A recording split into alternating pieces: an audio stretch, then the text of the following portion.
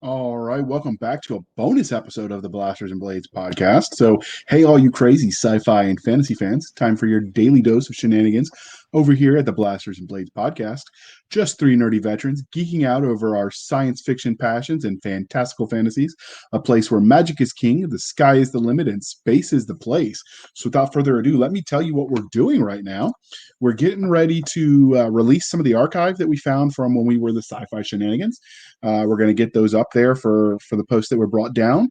We thought you might enjoy them, and so without further ado, let us roll that beautiful. Oh wait, they're going to sue me. Play it.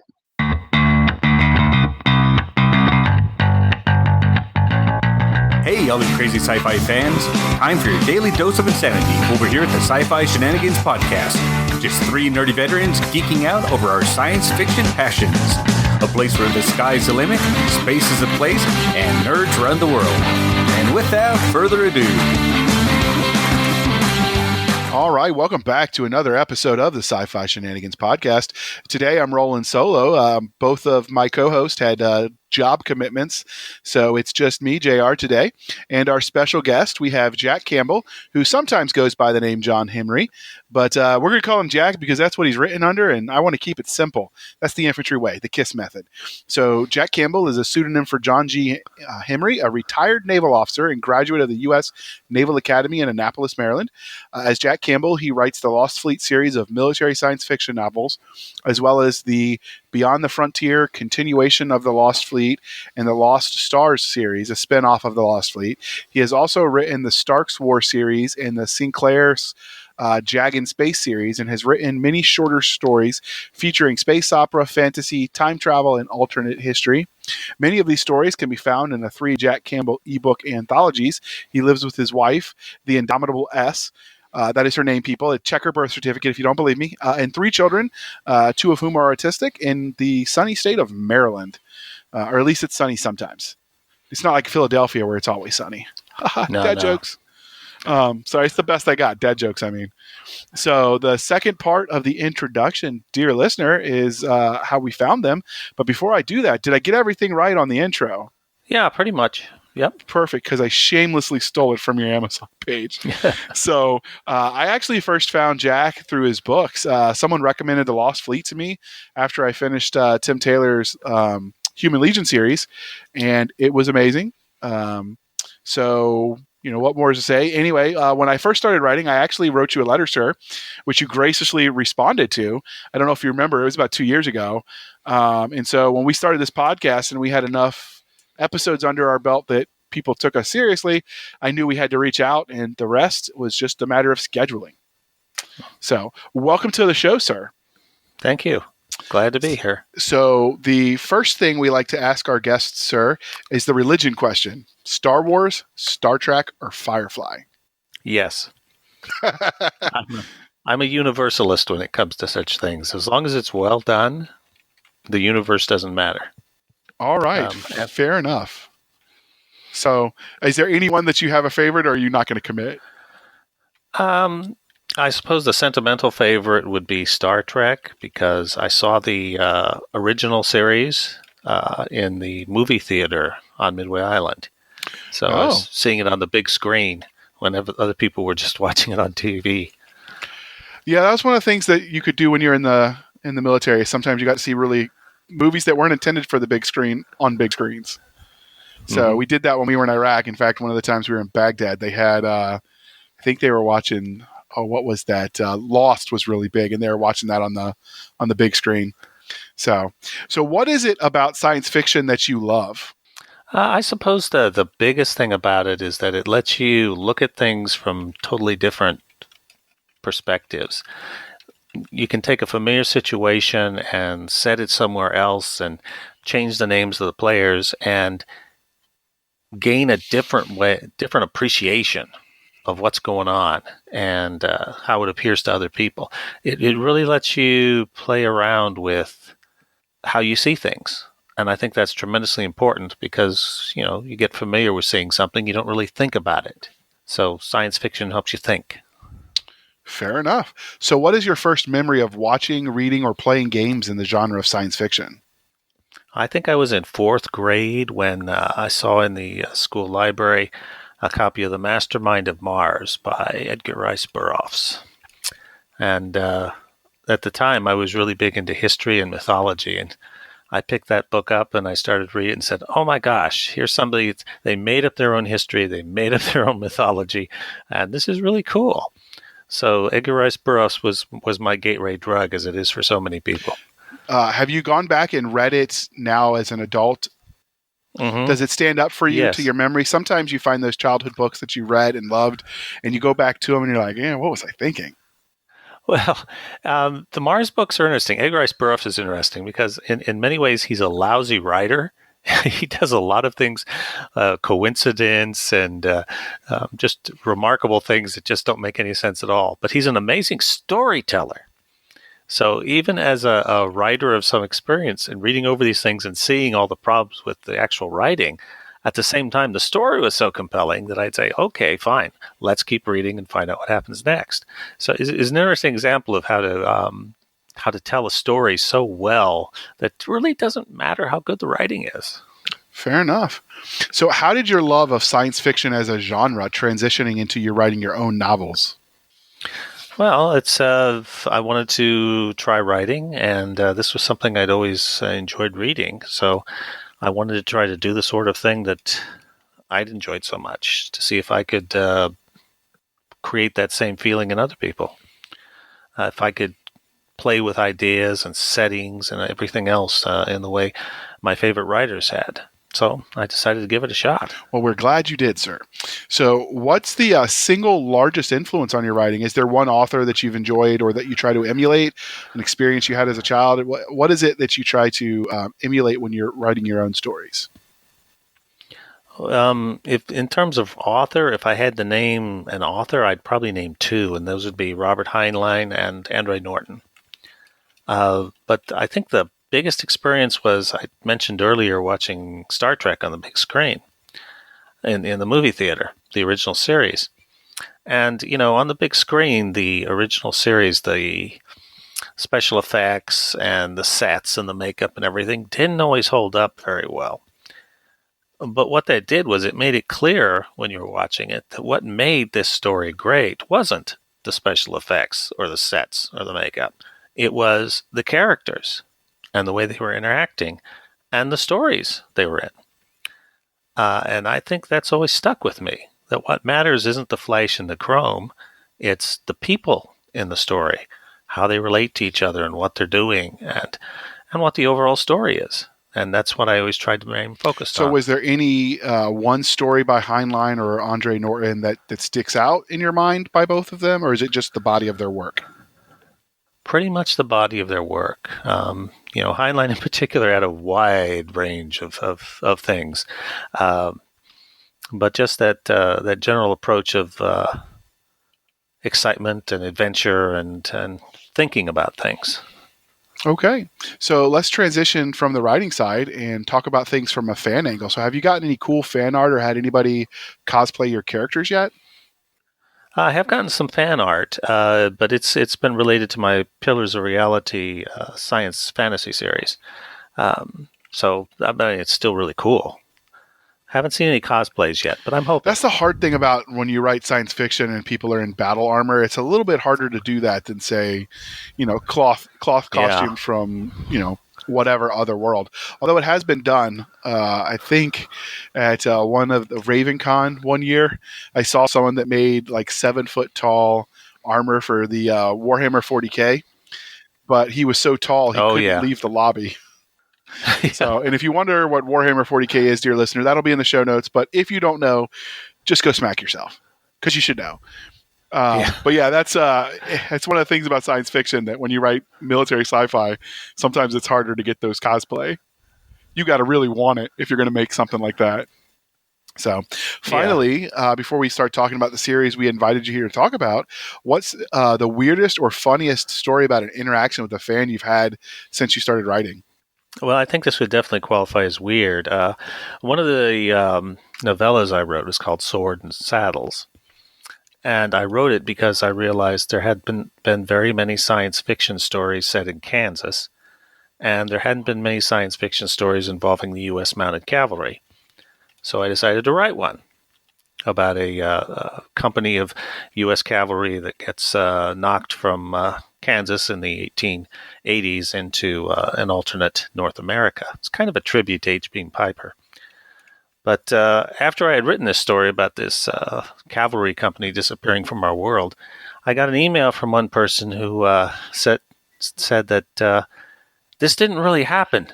Why are you writing stories about stuff that didn't happen? Why are you lying to us? And I was like, I don't even want to try answering this. There's a reason it was filed under fiction. Okay. Yeah. That definitely qualifies as weird. Maybe it was a joke that was just lost in transmission. All right. I hope so. So now, dear listener, this is the part where I list out the various series that he has written as Jack Campbell.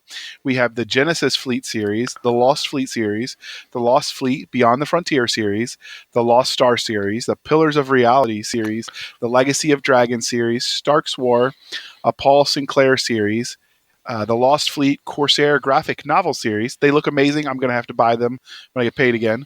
The Last Full Measure, a standalone story. Swords and Saddles, which he mentioned, a standalone story. The Sisters Paradox, another standalone story. We have Borrowed Time, a standalone. So It Begins, a standalone. And I didn't even realize you'd written all those until I prepped this, and now I'm going to have to talk to my wife about maybe she can give up her chocolate for a week or something so I can buy these books. We'll see how that goes. If you don't hear from me, dear listener, send a search party. We have Breach the Hull, a Defending the Future anthology. By Other Means, a Defending the Future anthology. Ad Astra, a anthology. And I will say, dear listener, we've talked about this with other authors, that as a Trad Pub author, some of his books are harder to find because they're not linked but in series. And if you want to find them, you got to really want it. But this one is worth it. So, follow those links on Amazon. Seriously, it's worth your time. I know that's something that's way outside your control, but anyway, so while all of those sound like amazing books, today we're going to talk about his Lost Fleet series, specifically Book 1, The Lost Fleet, Dauntless. So how did you come up with the idea or premise for this series? There were actually two inspirations. One of them came when an author who was writing in the Star Trek universe asked us if it was possible to do a long space retreat in Star Trek. And we all said, no, that wouldn't work with Star Trek. You'd either be caught right away or you'd get away. But it got me thinking, could you do a realistic long retreat story in space? And the classic long retreat story is Xenophon's March of the 10,000. And, could I do that in space and make it feel real, right? But I didn't know how to do it, so I packed it in the back of my brain.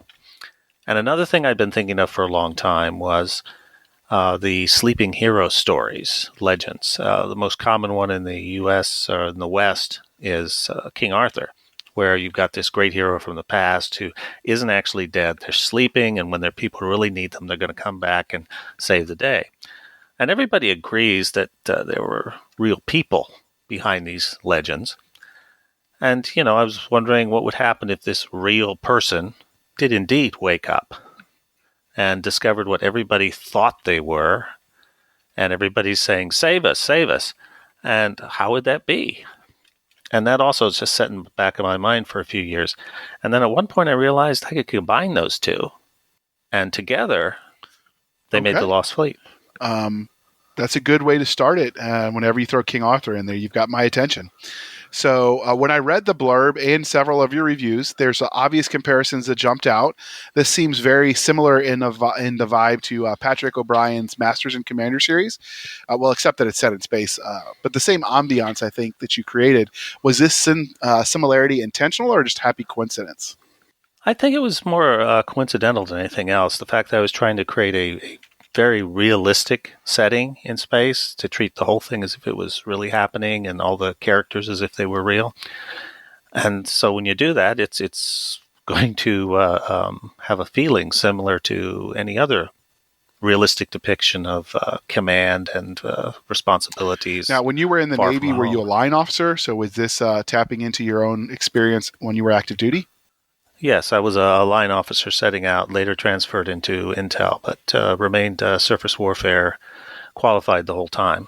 Okay, so dear listener, I will, in case you don't know, throw a link to line officer so you can get a quick explanation. But in a nutshell, for the Navy, that's the officers that command ships as opposed to support or medical or law.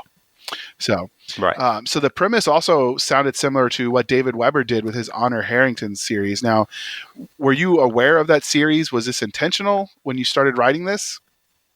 I was aware of the series. I hadn't read any of them, so any the premise and the other stuff was coincidental again, because I certainly wasn't familiar with any details of what Weber was doing.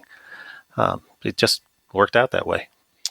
Okay, I got that one from your reviews, and I think some of that is Weber's one of the ones in a world where everyone's writing Space Marines that he threw a lot of Space Fleet in there. I think and that's what makes it stand out. So whenever you have somebody else writing, focusing on the Navy as opposed to the swashbuckling Space Marines, the comparison's going to be thrown out there. So, not to say this series, dear listener, doesn't have plenty of action. It's just main character is a swabby. So some of your reviewers also compared this to the iconic Buck Rogers if he was merged a little bit with Douglas MacArthur, can't speak today. So was that in your mind when you were writing this, or? No, I can honestly say it wasn't. I mean, I'm well familiar with Buck Rogers, the comic strip in the original Armageddon 2400 AD novel. Certainly they probably had some influence, and historical commanders certainly had an influence on it. But Buck Rogers meets MacArthur, no, I didn't set out to do that. Well, when I read that comparison, I kept thinking, did I have anything where we've worth Patton in there? That would have been a fun one. Buck Rogers with Douglas MacArthur and Patton. Then you'd be onto something. So. Oh, wow. Blood on the decks, I tell you. Well, I mean, when you're standing in the middle of a desert shooting at a plane with a pistol, it's kind of hard to top that, although MacArthur was close. So finally, some of your reviewers thought that your universe reminded them of Horatio Hornblower series, but in space. Was this story written... was the story by C.S. Forrester, part of your inspiration in addition to the Trek and the King Arthur type legend? Well, I have read the Hornblower series, of course. So I'm sure that in many ways it did inspire me. One of the things I liked about it particularly was that he recognized how the burdens of command alter what the character can do as they rise in rank. Once you're the captain of the ship, you can't go out on the raid. You've got to send somebody else, which can be extremely difficult. So certainly those aspects of the sailing navy played a role in the story that I told as well. Okay. There was definitely some of that damn the torpedoes full speed ahead in your story. And so now we're going to talk about the story itself, which is the fun part of the interview. So why don't you tell us a little bit about your main character and what makes him unique in a crowded field of science fiction?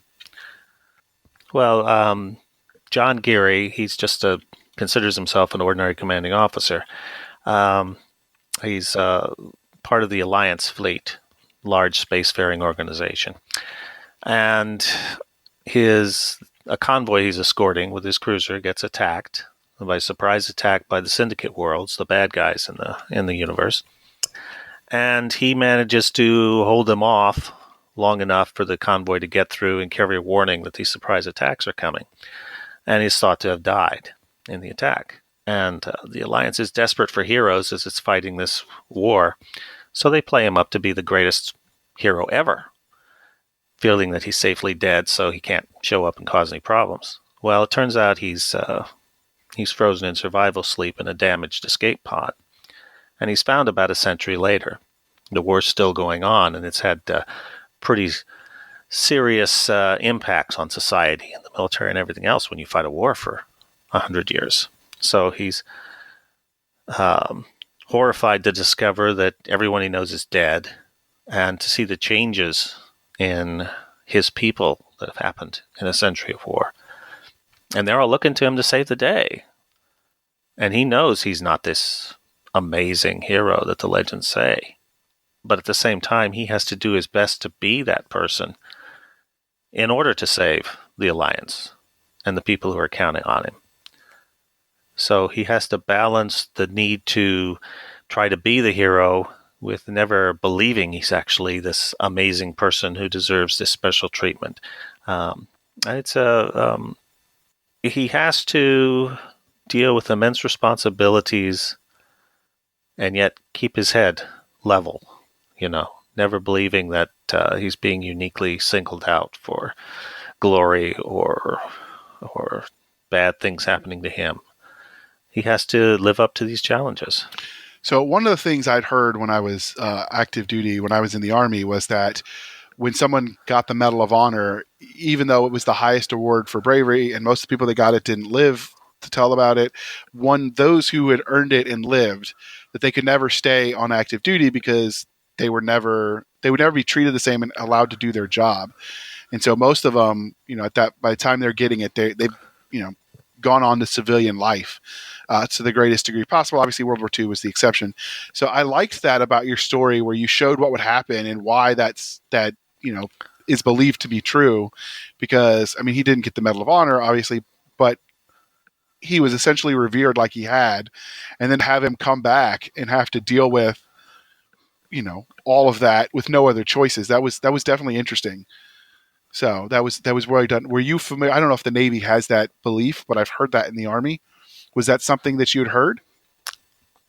Well, just and looking at historical examples, of people who've received high awards, and how do you acknowledge that and deal with them afterwards? And I was very impressed with those who have gotten their rewards and gone on to just do their job afterwards. It's just one more thing as far as they're concerned in their resume, and they're still just an officer who's doing their best. So that certainly played a part in creating the character. Okay. Was there any secondary character that was especially memorable to you? And if so, could you tell us a little bit about them? Well, there were quite a few. Part of the idea behind it with my hero was that he recognizes the need for people to second guess him. So he has kind of this sort of like Nelson's band of brothers around him, other commanding officers who he talks to, and he expects them to give him candid assessments, and he listens and he decides whether or not to follow it. So there's a lot of those. But there was one character in particular I created who's a civilian with the fleet, Victoria Rione. And I made her on purpose because in fiction, oftentimes, the good people on the side of the good guys, are good people. They're fun to be around. They're all working together, etc. And Victoria Rione is someone who is very unpleasant to be around. She's on your side, but you can't really like her very much. And I put her in there on purpose to illustrate this idea that somebody can be a really valuable ally, and yet you don't really want to spend a lot of time with them. And certainly in the first few books, the response I got to her was, "Why don't they shove her out the airlock?" But then as the series went on, I heard more and more of people liking her and recognizing the role she played. So she's probably the most significant secondary character. Do you see her getting her own spin-off at some point? Well, spoilers. That can't happen. Something happens at the end of the Lost Fleet Beyond the Frontier, Leviathan. I'm going to have to go back and reread everything. But it's okay. I've got them all in audiobook, dear listener, and you should too. So does your story have a bad guy that they have to confront? Obviously, no spoilers. Is it just the Syndicate fleet? It's primarily the Syndicate worlds, a dictatorial power. He also has to deal with a fleet culture which, because of 100 years of war, a lot of what he thinks is necessary discipline is kind of broken down. The fleet commanders have been much more political, trying to gather support from fleet commanding officers of the ships and wheel and deal their way to command of the fleet. And he has to deal with that culture, as well as some people who are working behind the scenes. They've decided that the reason they haven't won the war is because the alliance government itself is at fault. I mean, they're fighting, their friends are dying. It can't be their fault. So they're working behind the scenes to try to undermine the alliance government, and of course Geary himself, thinking they're doing the right thing. But what they're doing, of course, would betray the cause. So he has to find out first that they're out there, and then figure out who they are and figure out how to compromise them. And at one point he runs into one fellow who's sort of like MacArthur, Captain Falco, who's quite certain that he is the answer to all the Alliance's problems, and everybody just needs to follow him and do what he says, and everything will be great. So he has to deal with the problems created by that. So kind of a real-world situation as far as many different fires going on that he has to deal with at once. Okay. So finally, is there anything that you can tell us about your universe? There, in miniseries, the worlds where the story is told is as much a character as the protagonist or antagonist. So why don't we give the listeners a hint of what they can expect from the universe where you have several series residing? Well, it's as real as I could make it, in the sense that, you've got these ships that have to go really fast to get anywhere in space. They're constrained by light speed. So inside the solar system, they're only going to go about 0.2 light speed or so. And everything like sensors is light speed limited. So if something is 1 light hour away, you're seeing what they were doing an hour ago. And if you want to send them a message, it's going to take an hour for your radio transmission to reach them. And so their sensors tend to be passive because that picks up the information much faster than any active sensor would. So because these ships move so fast, I figure it wouldn't make sense for them to slow to a stop to engage each other, as you see in a lot of these things. So very fast, rapid engagements, milliseconds long, as they clash and then come around to do long repositions, sort of like SR-71's trying to dogfight. Okay. And weaponry that matches that. They've got particle beams, which they call hell lances. For close in, they've got what they call grape shot, which is grape shot. It's metal ball bearings, which is a great weapon in space. Nice kinetic weapon. And they've got missiles, which can engage at a certain distance. But because the ships are so fast, you've got to be pretty close to each other to engage. And then the way they get from star to star, there's two different methods. There's the jump drives, which go into jump space, but to enter jump space or leave it, you have to do it at a star. And their distances are...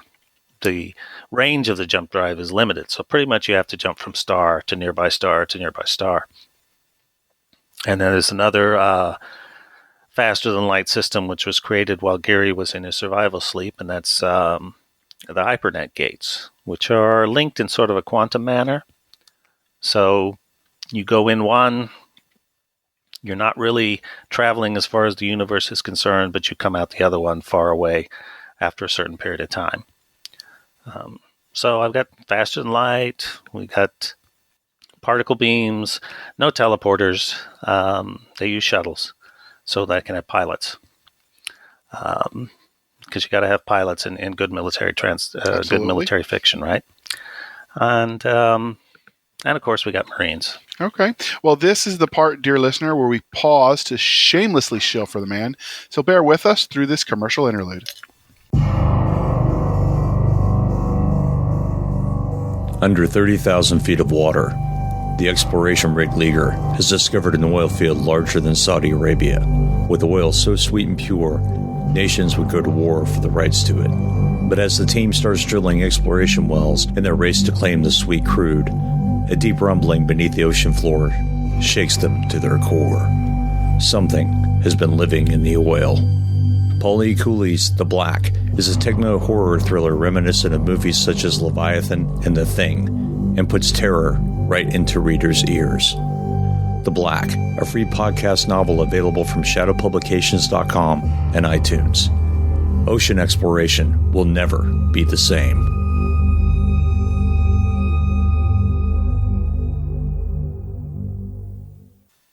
All right, welcome back. Thank you for sticking with us through the commercial break. We are still here with Jack Campbell, author of the Lost Fleet series and several spin-off series in that universe. So we were just done. You were telling us about the series and the universe, that the series is set in. So one of the questions I have when you were telling us about Blackjack, I sort of remembered. So one of the things that you did when Blackjack came back is you dealt with what happened to his family that he left behind and how his name affected them. So how did that come about? Was that something you intended to do, that you added on the spot? Yeah, I pretty much thought about what's the legacy of a hero. Somebody like John McCain coming off your grandfather was an admiral and your father was an admiral. So what are you going to do? That kind of thing is sort of a ghost constantly hovering over someone when their ancestor has done something. So I wanted to show the impact of this on his family on a very human level, that it's not, wow, this isn't wonderful, but it actually creates some serious problems for his family. Okay. So another thing that I was thinking about when you named the series, each of the first series is the Lost Fleet, and then Dauntless, and then several other ship names. So was that your intention, naming it that way going forward? Was that something that was just the publisher said that would be a good way to do it? That was my intention going forward. One of the things you don't think about when you're first starting writing is how hard it is to title books in a series, because the titles have to be consistent in a way to tie the series together. And you can very quickly find your hands tied by whatever your first title was and trying to find out ones that are consistent with that for follow-on books. So Lost Fleet was my third series, and I figured, okay, I've learned how to do this now. I will just name each book after a ship. And that way I've got all these ship names to use, and they'll provide nice, strong names. And it's worked out pretty well in that respect.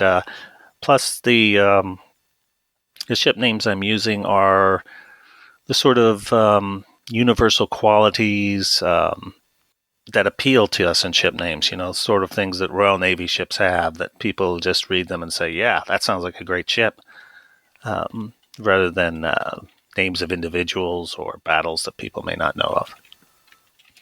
So was there ever a fear then, when you're using ship names that were aspirational qualities, that you would run out of synonyms before you ran out of book ideas?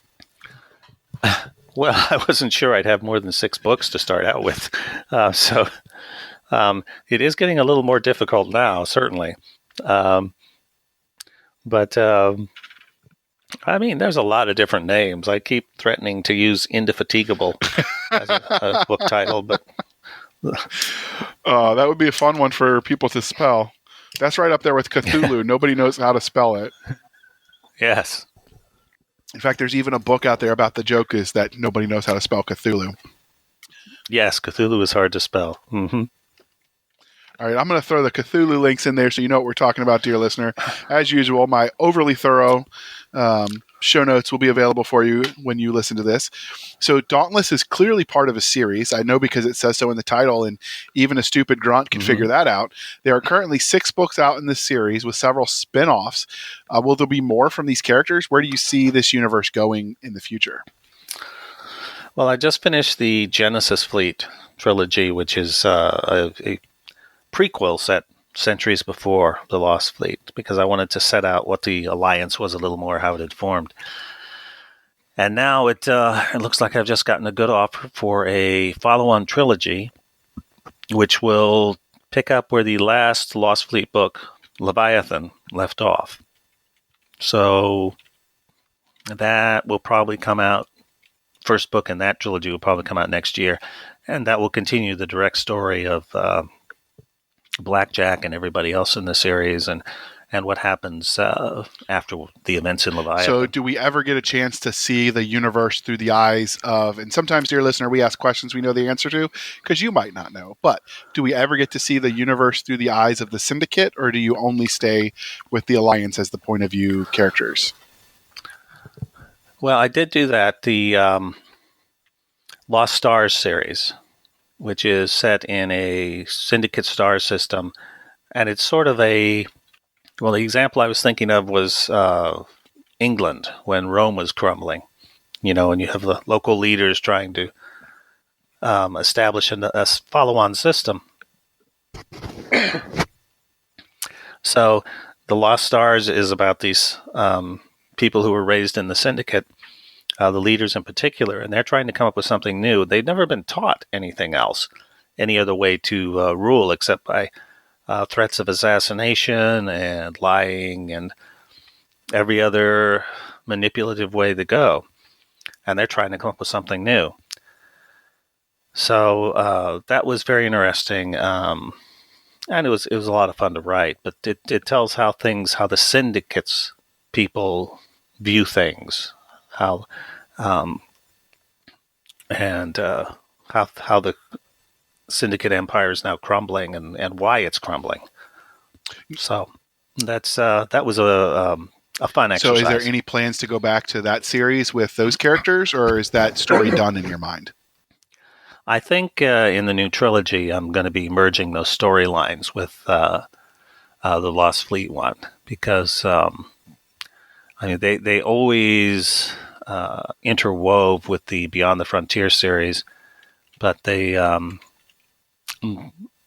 also merge in a sense at the end of Beyond the Frontier and Lost Stars. So I will probably merge a fair amount of that in with the follow-on trilogy that's coming. Okay, so we've mentioned, dear listener, that Jack was a naval officer, and so in the Army we have things called sand tables. I know the Navy has an equivalent where you war game it on a sort of 3D map. Was that something you did when you were writing these stories? Well, I learned how to handle relative motion with large objects when I was a ship driver. And I think that helped a lot in being able to visualize the 3D actions in space. Plus, I used what the Navy calls aviator hands. You know how when pilots talk, they move their hands around to show here I was and there he was and that kind of thing. That actually works pretty well for figuring out where someone is relative to someone else. So you got to play Top Gun for a little bit. Yeah, in a sense. But, I'm using ships which are... Well, they're sort of like ships and sort of like aircraft, but mostly they're spaceships, so they're different. But nonetheless, being able to figure out if someone's here and someone else is there, and what happens, how do they need to move, and then factoring in the time differences created by the fact that the distances are so huge. I just kind of did it in my head, and I'm not sure I could have worked it out any other way than in my head because it's complicated. Okay, that's fair enough. I think the three-dimensional aspect makes that a little bit more complicated than telling stories of grunts on the ground. Because even if you're in a spaceship, it's still, for the most part, three-dimensional works. I imagine you'd need like string and things hanging if you were going to try to do that with spaceships. So, all right. So one of the things you've noticed in the literary world is there's a trend for shared universes as authors open their worlds up for other authors to tell side stories, etc. in. Is that something you've thought about with your Lost Fleet universe, or are you keeping that one all for yourself? Thought about it a little bit. Not really going for it yet, though. So it's a possibility for the future, I think, but we'll see. So a semi-firm maybe. I gotcha. Maybe. Okay. So we all know that every literary universe has its own internally consistent technology and rules of science. So you've mentioned a little bit about how your FTL works and the Hypernet Gates system. But other than that, what else can we expect from your universe? You said no teleporters. What about ray guns? Are we going to get our ray guns finally? Well, you get energy weapons, of course. They use slug throwers, but they also use energy weapons. which have their advantages and disadvantages, and they have EMP grenades to deal with that kind of thing. The Alliance has one weapon they've developed, which essentially disintegrates anything it encounters, but it's a very short range, and it's big, so it's only on their biggest ships.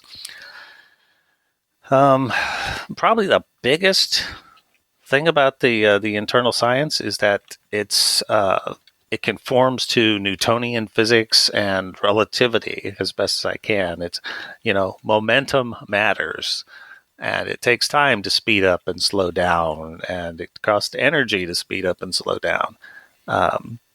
They limit their speed, their velocity to 0.2 light speed, because as you go faster and faster, the universe gets distorted. Well, you have a hard enough time hitting a ship if you've got a clear view of the universe. If your picture of the universe is getting distorted by your velocity, you have no chance of getting a hit. So everybody has to keep their velocity within a certain range if they're going to have a engagement. So would you consider this a hard science fiction take on space fleet stories? Yeah, you could say that. I mean, I didn't put it in there to be hard science fiction. I put it in there because it's the sort of difficult thing that you face in the real world. And what matters in a story isn't just what the characters can do, it's what they can't do. It's the limitations on your movement and your actions, because that's what drives the conflict. I want to be over there and do this, but I cannot get there in time. So which of the bad decisions available to me am I going to pick as a result? So by putting in that technology, but the actual physics, I limit what my people can do. So just like a real world commander, they can't just say, oh, I'll just recalibrate the shields and that will solve my problem and nobody will have to die. No, they actually have to deal with these trade-offs forced by technology. And, logistics plays a big role. The fleet has accompanying it these things called fast fleet auxiliaries, which aren't fast. They're basically floating self-propelled factories, which can travel along with the fleet and create new fuel cells, construct new expendable weapons. They're critical, but they're also therefore an Achilles heel, and he has to spend a lot of time protecting them and getting new raw materials for them, because logistics plays a big role in the decisions a real commander makes, and I wanted to have that in there as well. I think that's part of what made the universe feel so real. So how much of this Newtonian physics did you know? Because I know at the academies, everyone is essentially an engineering major, no matter what your diploma says, because you take so many of those classes by requirement. So was that something you were already familiar with, or did you have to learn as you were prepping for the story? Yeah, basically the Newtonian stuff I'd picked up, in the fleet at the academy, or in the fleet, just, maneuvering a ship. You get a good feel for the Newton's laws of motion. And how long it takes to turn something that weighs a lot. That's where I mostly pick that up. The higher end physics, the relativity, the quantum mechanics, I've picked that up over time just to try to familiarize myself with it. As a matter of fact, I put together a PowerPoint presentation called Everything I Needed to Know About Quantum Physics I Learned from the Three Stooges, because you can use Three Stooges sketches to illustrate principles of quantum mechanics. It's kind of scary, actually, but it actually works. Is that something you've got available for your readers to buy? Well, I can't. No, it's not available to buy at this point. It's just something I give at conventions sometimes. That's awesome. All right. So does your universe have aliens in it? And if so, how do you go about creating them? Do you let nature inspire you, or do you try to create them out of whole cloth? Well, that's spoilers again. But we can't answer whether they are aliens. I can say that the way I do aliens is I try to make them really alien, not just people with funny foreheads or ears, in that they think differently. They think as well as we do, but they think differently. So a big challenge for the humans is figuring out, okay, we would not do this. They're doing it. It must make sense to them. Why? So there's my aliens are, partly based on what we know about biology and different species and everything. But they, at the same time, are not easy to understand. Okay. So, when you prepared for this universe, because this is, I'm throwing questions at him, dear listener, because my mind's going a million miles because I've loved this series. I've read it like 7 times. But when you were preparing for this, did you sketch out a universe map where all the systems are, or do you keep that in your head? That was pretty much in my head. One of the fan art I've seen was some fan. Actually, it was a fan in France did the first one, put together a star chart based on the books. His name was Jack Bublé, and that map actually appears in the later books where to give a picture. But basically, it was in my head prior to that. Okay, I was going to ask, because if there was one I could buy on a print for my desk, I'd totally be doing that. But if you said it's in the later ebooks, because I've got the audiobooks, I'll go buy the ebooks if it's in there. The ebooks don't tend to have maps and charts in them. It's one of the real weaknesses of ebooks. They're in the printed versions, particularly in the UK editions and the French editions. But I'm going to have to learn to speak the King's English, I guess, because French is a little too much for me. So, all right. Well, we're going to transition to the reviews. I skim the reviews as I always do, dear listener. This helps the right reader find the right books. So remember, please be kind and speak your mind on the reviewing platforms. That's Amazon, Goodreads, BookBub, anywhere where you buy the book or people talk about books. Reviews matter. So the first book in this universe has 622 reviews at the time of recording, with a 4.3 star average rating, which is way too low. Clearly a 5-star book. But let's look at the negative reviews, because they can be equally as helpful in proper book selection. So one of the readers hated that your book ended on a cliffhanger. So does this reaction surprise you? I see that a lot, but then so many authors do it. I wonder if that's something they love to hate or they really do hate. What do you think about the take on the cliffhanger? Well, it's a series. It's not going to wrap up the story in the first book,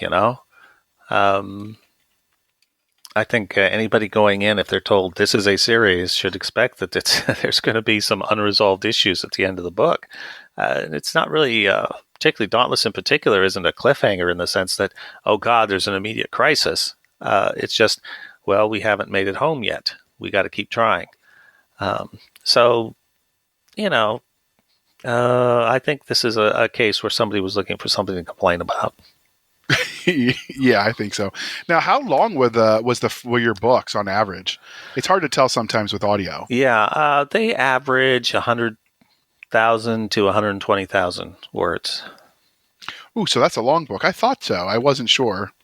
But I've seen some complaints that people complained a book was too short, and I knew it was like 90,000 words. I'm just, what do you want, a Sanderson novel? Yeah. Basically, they've been spoiled by these bug crusher fantasy books, which are 1,000 pages, and I'm sorry, that's science fiction hasn't gone in that direction. Their books tend to still be 120,000 words. When I first wrote my first series, the Stark books, the publisher was asking me for 60 to 80,000 words, and then the second series, the Sinclair series, they said try to make it 90, and now 100, 120 is pretty much the norm for science fiction, I think.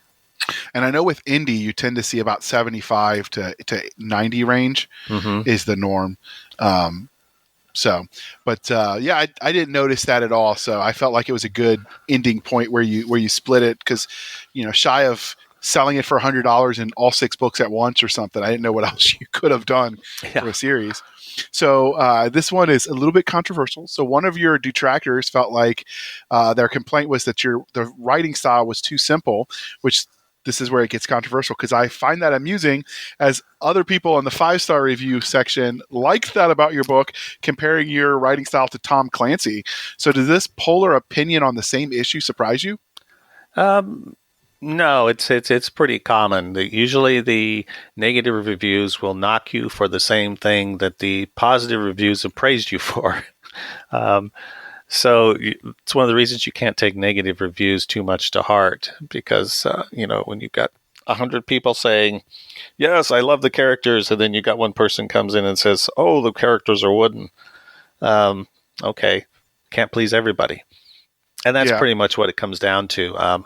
My philosophy for writing is that I'm trying to convey the story. I'm trying to get across what I want to get across rather than impress people with how strangely I can use the language. So I do tend to write in a pretty simple, straightforward style. And again, that reflects the influence, I'm sure, of writers like Heinlein and Norton. And that's just how I like to write. And a lot of people like to read that, I think. I enjoy it. Helps you get lost. I enjoy Shakespeare too, but when you're reading his, you're thinking about almost as much about interpreting what he's trying to say as you do about the story, which are ageless timeless for a reason. So I like the simpler, more modern style. I think it started, you're right, with the pulp era. Keeping it simple. I dig that. So let's continue with the analysis of the reviews. This time, let's look at some of the positive ones. So one of the common themes in your reviews was that readers felt like the naval combat in your universe was extremely believable. So how do you plan to keep that up while you're coming up with new and exciting combat scenes and storylines? Well, it's a matter, as I said before, of trying to keep it as real as possible, assuming this is actually happening and this is the ships they have and this is what they can do and this is what they can't do. And then trying to present a variety of scenarios. When I finished the initial Lost Fleet series and readers asked for follow-ons, the traditional science fiction path, going back to the Skylark of Space stuff, is you just keep making things bigger and bigger fleets, bigger ships, etc. And I didn't want to do that because, it's an endless thing and it gets ridiculous. So instead, I actually shrank the number of ships he had to deal with and presented him with some unconventional warfare situations. Basically trying to show that there's this infinite variety of challenges that you have to confront using these tools, the ships, which are fairly versatile, the ships, the Marines, the sailors, but at the same time, there's limitations on what he can handle. So basically trying to show a wide variety of situations rather than repeating the same ones over and over. Okay. So other reviewers loved the way you wove the world building with the backstory of the Alliance into the story. Was that something you initially intended to do? Did you have the Alliance plotted out like as a character almost, or was that something that just came naturally to you as you wrote? Kind of both. I had a general idea of what the Alliance was and the sort of things they cared about, but at the same time, things developed as the story grew, and so I let them come in and I let the story grow that way. So it was a combination. Okay. Now, do you find that's getting harder and harder to keep track of as you get deeper into this universe? Well, that's one of the reasons I did the Genesis fleet, to establish this kind of firm reference base. This is how the Alliance started. This is why the Alliance started, and that helps clarify what's going to happen, in the future. That's one of the things I like that you did, and you can't answer it too much because it would be a spoiler. But you didn't just have, we lost contact with Earth, and it's just this mystical planet. Like, you addressed it. Earth still exists. It just wasn't the setting for your series. I really dug how you did that. Oh, thanks. Was that something you thought you did? Was that something that spur of the moment, or was that something you always intended it that way? No, that was always intended that the Earth would be out there, but it was kind of a backwater place now. It's tired. It's worn out. You people want to fight your wars, you go out and do it. Leave us alone. But at the same time, it's this object of veneration because all of humanity sees Earth as this is the home of our ancestors. This is where we came from.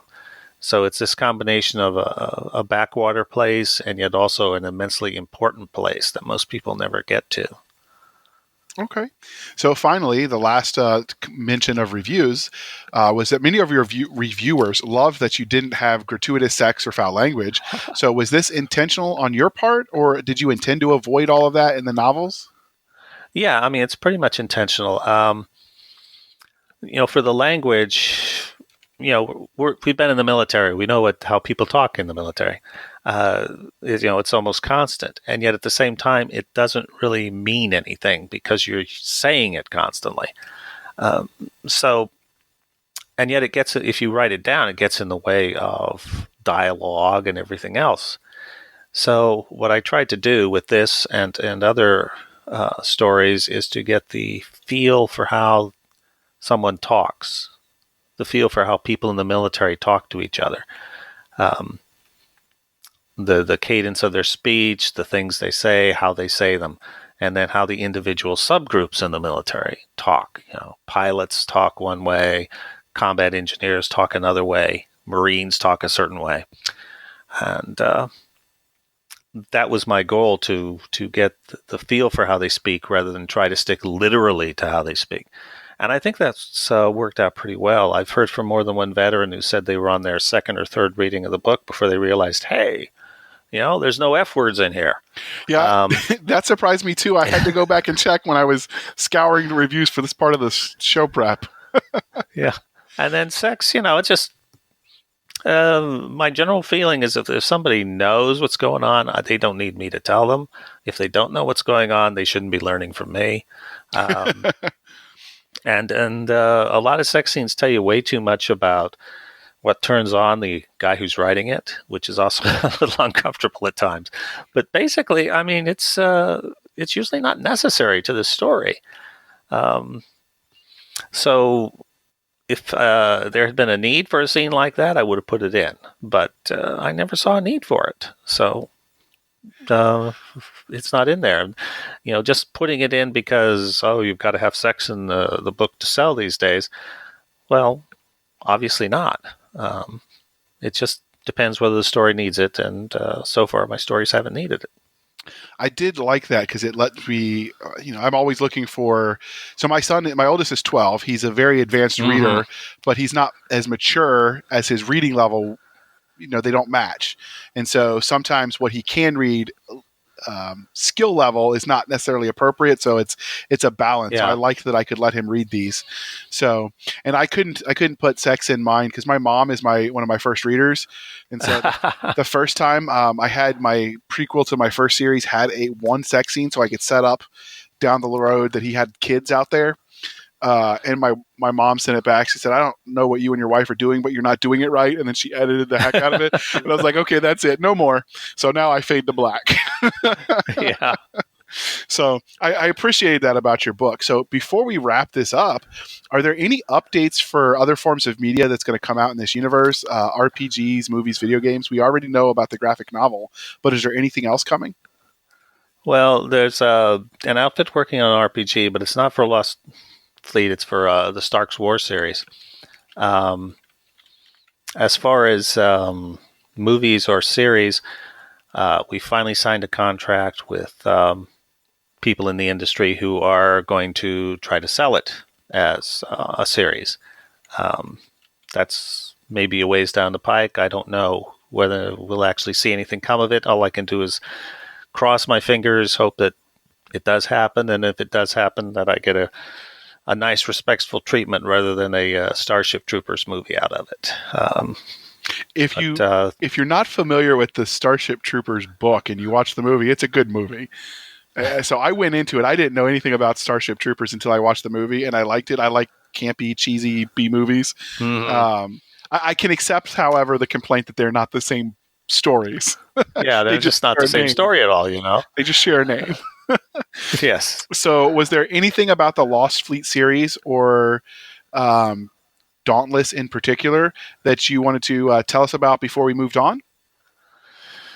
Well, just that I'm extremely grateful that it's coming across as well as it does.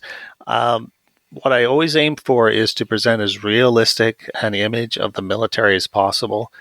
And I do that for two reasons.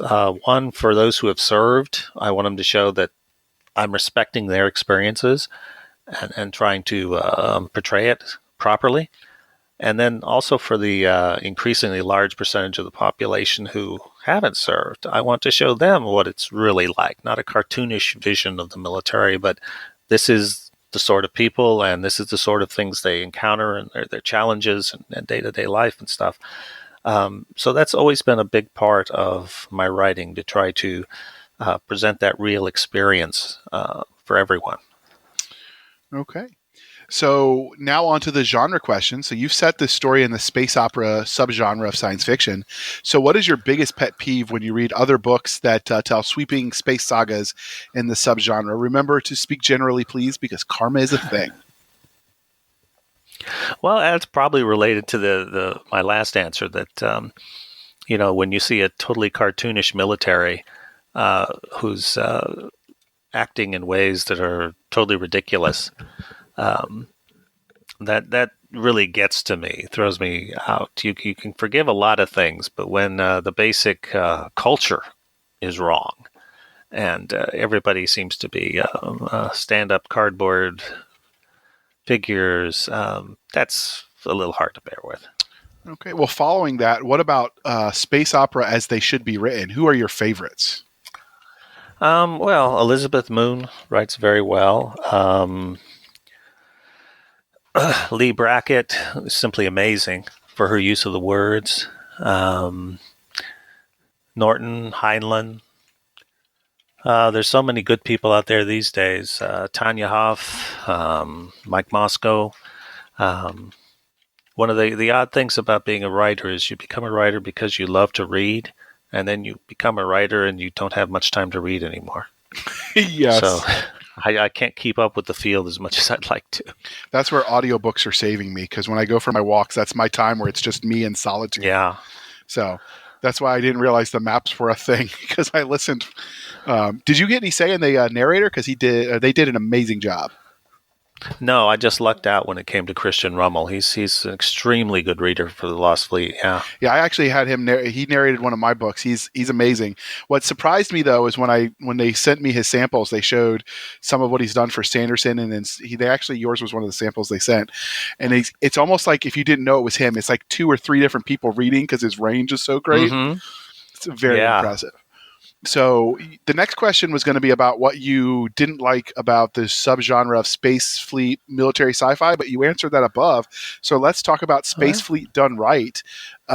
Who has the best or most compelling stories of naval battles in their science fiction? Obviously, you give yourself top billing, but who would be your second pick? Oh, naval battles. Well,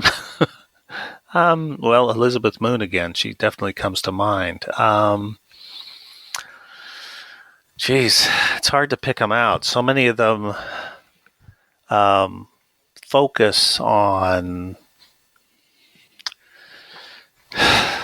well, ever since Star Wars came out, you've got the space fighter thing going on. And that's very widespread, but it doesn't make any sense. So people can write good stories with space fighters, but I still have trouble accepting it. C.J. Cherry, she's done some very good stuff. I just read one from David Mamet, Planetside. He's a vet too. So that was well done, I thought. All right. I will throw all of those, dear listener, in the show notes so you can check them out yourself. So more generally, do you prefer the Space Marine or Space Fleet side of military science fiction as a reader? Both. I like doing both. They're different stories, in some ways similar stresses, and yet also different challenges. So I like writing both, being able to mix it up to show the ground action and the space action, or the Marines boarding a ship and dealing with that. I enjoy the opportunity to tell stories in both ways. Okay. So speaking of military science fiction, your bio mentions that you served in the U.S. Navy as an officer after graduating from Annapolis. So we asked this of all authors who were also veterans, but how do you feel like your time in the Navy affected the stories you tell? Well, I already talked about how it, the experience helped me figure out the mechanics of the space battles. But other than that, just the incredible variety of people you meet, the fact that the military forces you to do things that you normally probably wouldn't have chosen to do, like spend a lot of mornings watching the sunrise while you're standing watch, or watch a lot of midnights go by while you're standing that watch. Learned a lot of technical things, practical applications of equipment, how to use them in action, leadership lessons in a wide variety of settings, the encounters with different cultures, by which I mean not just different countries, but also different militaries. The Air Force is quite a different culture than the Navy is. And it had an immense impact on me in terms of understanding that how you see the world has a huge bearing on the questions you ask, the answers you accept, and the way you see things. And that, I think, goes into everything I write. Plus, I very much want to portray the challenges of leadership and reflect the good leaders I worked for, and throw in some bad examples I encountered as well. So do you ever draw from people you knew in the military? Generally, always, but generally it's in a composite sense. I rarely use a direct one-for-one comparison. The exception of that was the 4 books in the Jag in Space series, which were the most directly based on my military experience. And there are several characters in there that are directly based on people I knew and worked with. All right. Well, enough about your books, Jack. Shameless plugging is over. So what are you reading in the genre of science fiction right now? Well, I mentioned David Memme's Planet Side. I just got another book from...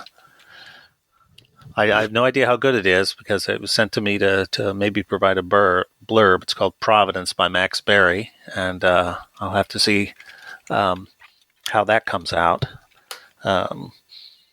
The other stuff I'm reading isn't actually science fiction. It's Mike Cole had brought out a book called Phalanx versus Legion about ancient warfare, which is pretty interesting, useful in fantasy scenarios. And I was rereading a book by Svetlana Alexievich called The Unwomanly Face of War, which is interviews with Russian women who fought on the Eastern Front in World War II, which is just a very powerful, interesting book, just full of research for feelings and experiences, everything else. I highly recommend it. Okay. So finally, dear listener, we like to remember the science that makes science fiction fun. However, because of scheduling issues and my kids getting ready to start school, we're recording this way in advance. So we're going to make this up to you, dear listener, by having a panel in the not too distant future on hard science fiction. But we've already got the show notes written and everything. So instead, though, today, the news articles that we might quote would be outdated way before you get this. So instead, I'm going to ask you this, Jack. If you could command any spaceship in any sci-fi literary universe, what would you choose and why? Well, if it couldn't be my universe, for sentimental reasons, I'm sure it'd be the original Star Trek Enterprise from the original series, just because that had... I was, still young, and it had a strong impact on me. And, the characters of Kirk, Spock, and McCoy are very iconic.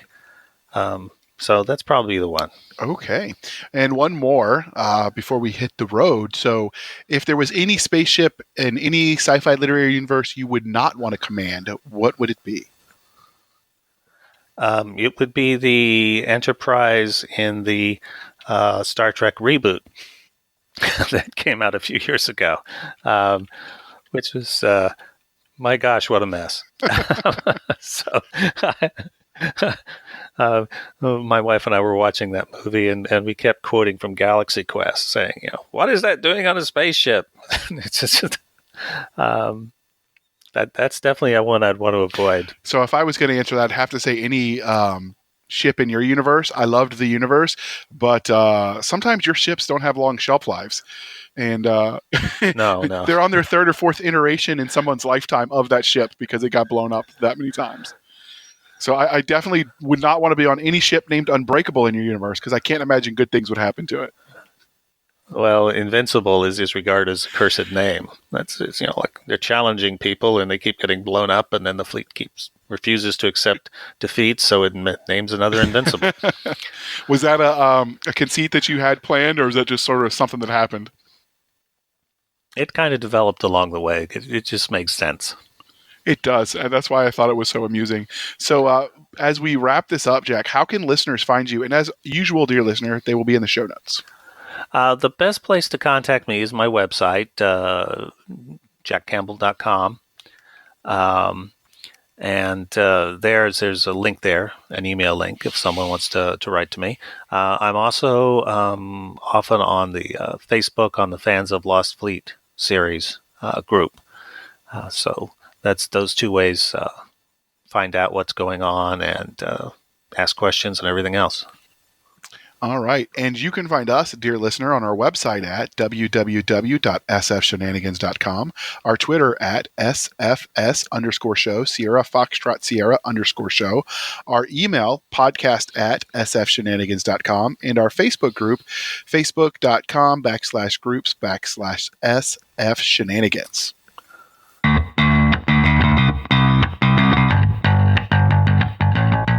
Thank you for spending some of your precious time with us. For Chris Winder and Cisca Smalls, I'm J.R. Handley, and this was the Sci-Fi Shenanigans Podcast.